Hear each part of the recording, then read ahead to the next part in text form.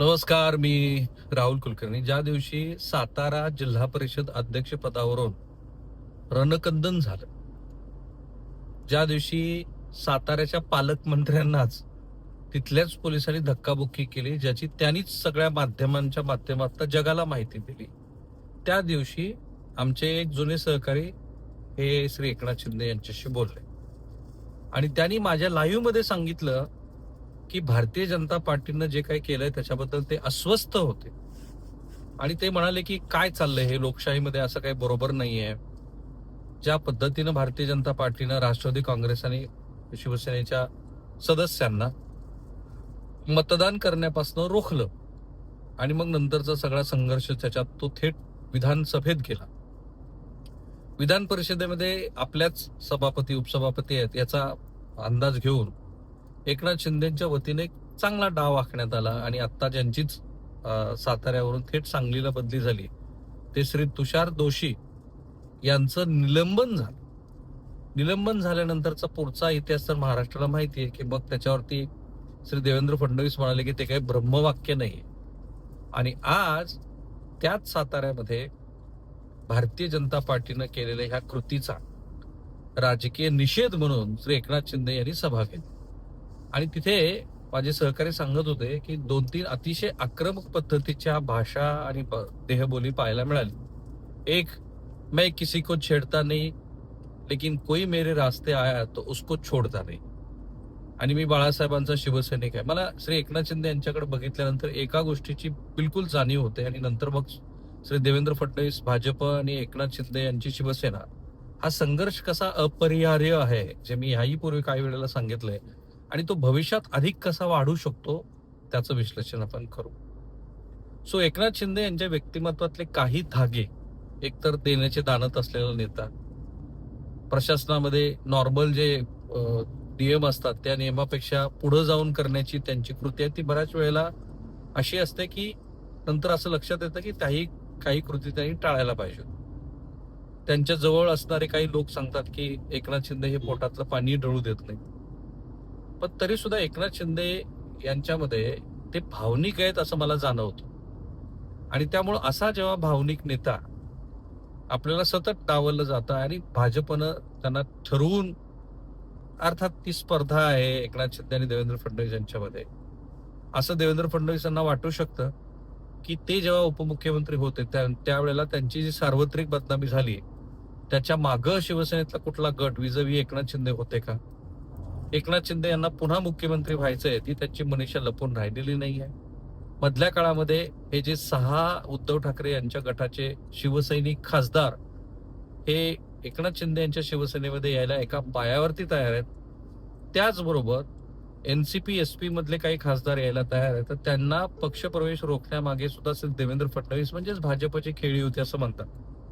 आत्ताच बघा ना, 2/3 बहुमताच्या निमित्ताने नारी वंदन या निमित्ताने देशाच्या संसदेमध्ये जे विधेयक आलं ते साध्या बहुमत सरकारकडे होतं ते त्यांनी सिद्धही केलं. 272चा जो आकडा आहे ते ओलांडून पुढे गेलं. पण ते पूर्ण बळ जे एनडीएचं आहे ते पूर्ण बळ दिसलं का? नाही दिसलं. 20-25 खासदार उपस्थित नव्हते. अर्थात असंही असू शकतं की ते विधेयक मान्यच होणार नाही, तर मग सगळ्या खासदारांना कशाला बोलवा जे निवडणुकीत गुंतलेत वगैरे. इथेच एकनाथ शिंदे यांचं महत्व हे वाढतं. सरकारकडं बहुमत आहे, पण ते बहुमत इतकं जास्त नाही की जे पूर्वी त्यांच्याकडे होतं. दुसरं असं आहे की श्री एकनाथ शिंदे यांच्याकडे सध्या असलेल्या खासदारांच्या संख्येमध्ये जर उद्धव ठाकरे यांच्याकडच्या 6 आणि एनसीपी एसपी कडच्या आणखी काही खासदाराचं बळ मिळालं तर ते एनडीए मधले अत्यंत प्रबळ असा घटक होता. त्याच्या जोरावरती ते राज्यामध्ये अधिकच्या जागा आणि मुख्यमंत्री पदाची सुद्धा मागणी करू शकतात.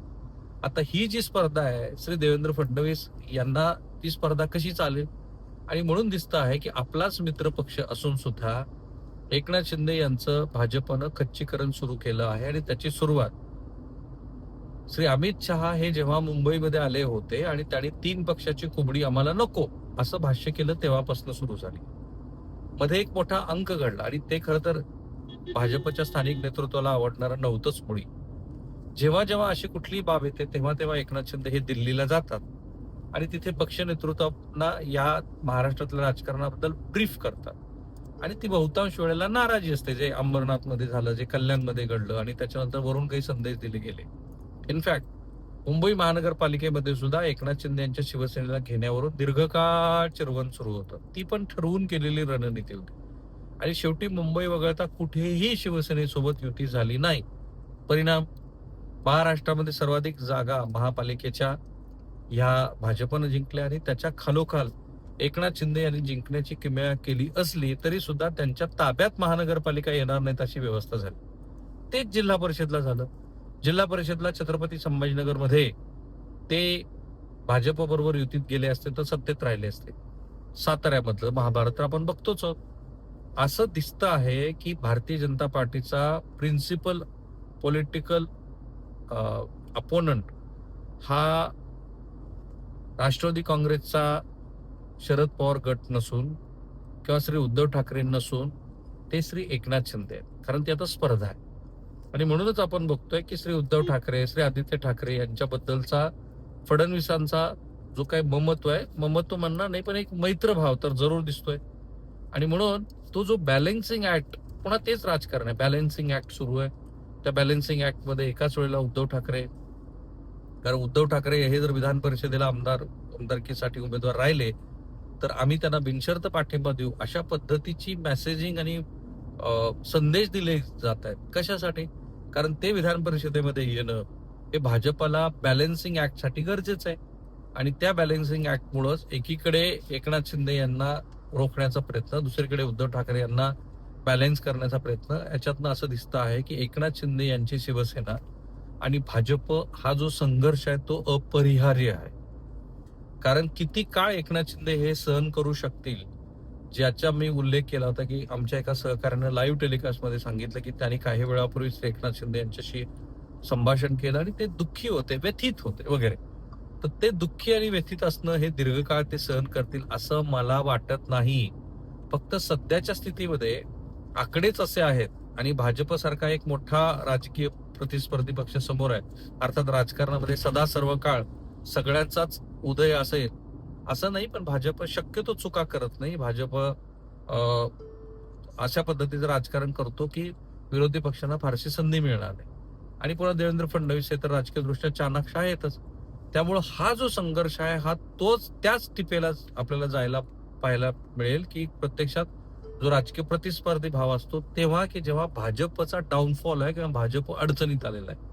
आजही एकनाथ शिंदे यांनी हा संदेश दिला की साताऱ्यातल्या मोठ्या मैदानामध्ये ती सभा घेतली, काही मंडळींचे पक्षप्रवेश केले आणि त्याचबरोबर निवडून आलेल्या जिल्हा परिषद आणि पंचायत समिती सदस्यांचा सत्कार करत असताना हा संदेश दिला.